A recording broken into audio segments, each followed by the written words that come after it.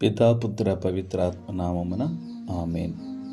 క్రీస్తునాని యందు ప్రియ సహోదరి సహోదరులారా, ఈరోజు మనము పునీత యోహాను అపోస్తలుడు సువిశేషకుని యొక్క ఉత్సవాన్ని కొనియాడుతున్నాము. ఈరోజు మనము చదివినటువంటి సువార్త పట్టణంలో దేవుని యొక్క ప్రేమ గురించి అపోస్తలుడైనటువంటి యోహాను దేవునిపై ఉన్నటువంటి ప్రేమను గురించి మనకు చక్కగా వాక్యము బోధిస్తుంది.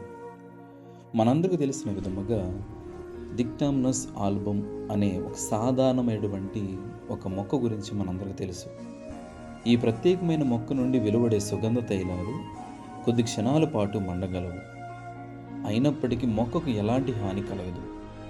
ఈ అరుదైన సహజ ఘటన దేవుని సన్నిధి మరియు ఆయన ప్రేమకు శక్తివంతమైన ప్రతీకగా భావించబడుతుంది. దివ్యగ్రంథ పట్టణాలలో మోషేకు దేవుడు మండుచున్నప్పటికీ కాలిపోని పొద ద్వారా ప్రత్యక్షమయ్యాడు. అదే విధముగా డిక్టామ్నస్ ఆల్బమ్ మనకు ఒక దివ్య సత్యాన్ని గుర్తు చేస్తుంది. దేవుని ప్రేమ అగ్ని లాంటిది, తీవ్రంగా ప్రకాశవంతముగా ఉండి కూడా జీవనదాయకమైనది. అది నాశనం చేయదు. దేవుని ప్రేమ స్వీకరించే వ్యక్తి గౌరవాన్ని, జీవాన్ని కాపాడుతూ శుద్ధి చేసి వెలుగునిస్తుంది.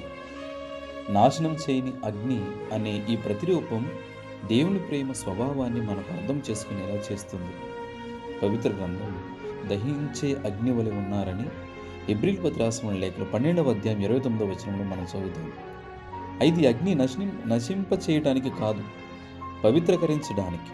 మండుచున్న పొదల దేవుని ప్రేమ మనల్ని రహస్యలో లోకంలోనికి ఆహ్వానిస్తుంది.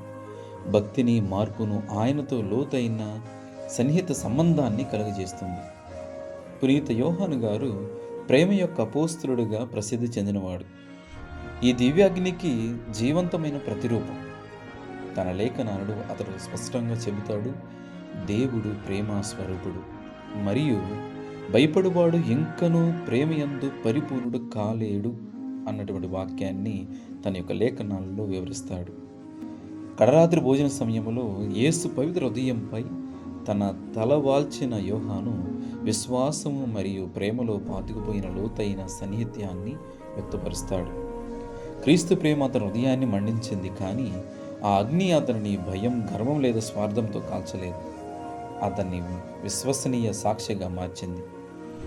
ఈరోజు మనం విన్నటువంటి వాక్యంలో యోహాను సువార్త 20వ అధ్యాయము 8వ వచనం, సమాధి యొద్దకు మొదట వచ్చిన శిష్యుడు కూడా లోనికి వెళ్ళి చూచి నమ్మాను. అతని విశ్వాసం ముందుగానే ప్రేమతో మండుతున్న హృదయం నుండి ప్రవహించింది.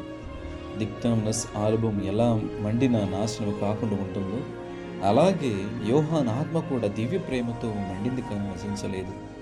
ఆ ప్రేమే లేచిన ప్రభువుని ప్రత్యక్షముగా చూడకముందే పునరుత్థానాన్ని గుర్తించే శక్తిని అతనికి ఇచ్చింది. మనకి సందేశం స్పష్టంగా ఉంది. దేవుడు మన ప్రతి ఒక్కరిని మండుతున్న పొదలా మారమని పిలుపునిస్తున్నాడు.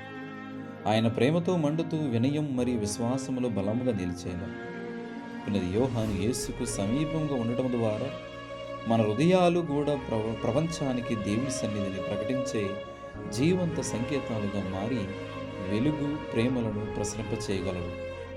కాబట్టి ఈరోజు మనం కొనియాడుతున్నటువంటి యొక్క మహోన్నతుని పునీతుని యొక్క ఉత్సవాన్ని మనం అర్థవంతంగా చేసుకోవాలి అంటే దేవుని ప్రేమ గురించి తెలుసుకోవాలి. ఆ ప్రేమను మన జీవితం నిలుపుకొని ఇతరులకు మనము అదే ప్రేమను చూపించడం వంటి సద్గుణాలు మనము అలవర్చుకోవాలి. దేవుడు మనందరిని కూడా దీవించి తన యొక్క ప్రేమలో మనందరిని కూడా భద్రపరిచి కాచి కాపాడును గాక. ఆమేన్.